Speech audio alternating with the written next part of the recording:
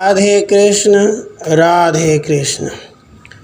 आस्तिक के द्वारा यजमान यज्ञ ऋत्विज सदस्यगण और अग्निदेव की स्तुति प्रशंसा। आस्तिक ने कहा, भरतवंशियों में श्रेष्ठ जन्मेजय, चंद्रमा का जैसा यज्ञ हुआ था, वरुण ने जैसा यज्ञ किया था, प्रयाग में प्रजापति ब्रह्मा जी का यज्ञ जिस प्रकार समस्त सद्गुणों से संपन्न हुआ था, उसी प्रकार तुम्हारा यह यज्ञ भी उत्तम गुणों से युक्त है। हमारे प्रियजनों का कल्याण हो। भरत कुल शिरोमणि परीक्षित कुमार इंद्र के यज्ञों की संख्या 100 बताई गई है। राजा पुरु के यज्ञों की संख्या भी उनके समान ही 100 है। उन सब के यज्ञों के तुल्य ही तुम्हारा यह यज्ञ शोभा पा रहा है। हमारे प्रियजनों का कल्याण हो। जन्मेजय, यमराज का यज्ञ, हरि बेधा का यज्ञ, राजा रंती देव का यज्ञ जिस प्रकार श्रेष्ठ गुणों से संपन्न था, वैसे ही तुम्हारा यह यज्ञ है। हमारे प्रियजनों का कल्याण हो। भरतवंशियों में अग्रगण्य जन्मेजय, महाराज गय का यज्ञ, राजा ससबिंदु का यज्ञ, राजाधिराज कुबेर का यज्ञ जिस प्रकार उत्तम विधि विधान से संपन्न हुआ था, वैसे ही तुम्हारा यह यज्ञ है। हमारे प्रियजनों का कल्याण हो।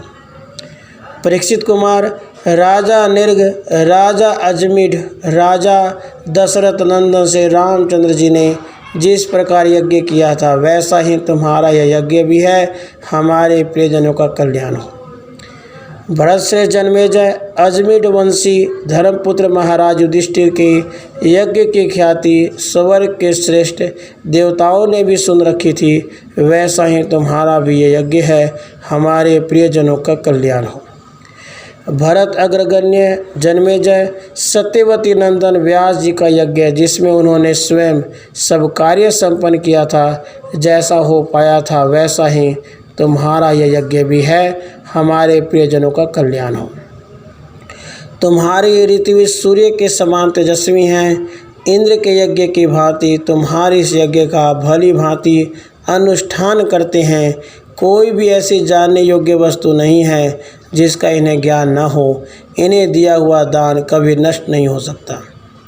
द्वैपायन व्यास जी के समान पारलौकिक साधनों में कुशल दूसरा कोई ऋत्विज नहीं है, यह मेरा निश्चित मत है। उनके शिष्य ही अपने अपने कर्मों में निपुण होता उद्गाता आदि सही प्रकार के ऋत्विज हैं, जो यज्ञ कराने के लिए संपूर्ण भूमंडल में विचरते रहते हैं। जो विभावसु, चित्रभानु, महात्मा, हिरण्यरेता, हविष्य भोजी तथा कृष्ण वर्तमान कहलाते हैं, वे अग्निदेव तुम्हारी इस यज्ञ में दक्षिणावर्त शिखाओं से प्रज्वलित हो दी हुई आहुति को भोग लगाते हुए तुम्हारी इस भविष्य की सदा इच्छा रखते हैं।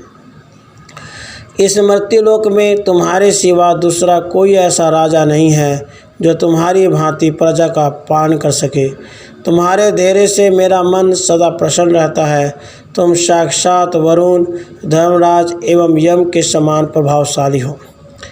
पुरुषों में श्रेष्ठ जन्मेजय, जैसे साक्षात वज्रपाणी इंद्र संपूर्ण प्रजा की रक्षा करते हैं, उसी प्रकार तुम भी इस लोक में हम प्रजा वर्ग के पालक माने गए हो। संसार में तुम्हारे सिवा दूसरा कोई भूपाल तुम जैसा कोई प्रजापालक नहीं है। राजन, तुम खटवांग, नाभाग और दिलीप के समान प्रतापी हो। तुम्हारा प्रभाव राजा ययाति और मानधाता के समान है।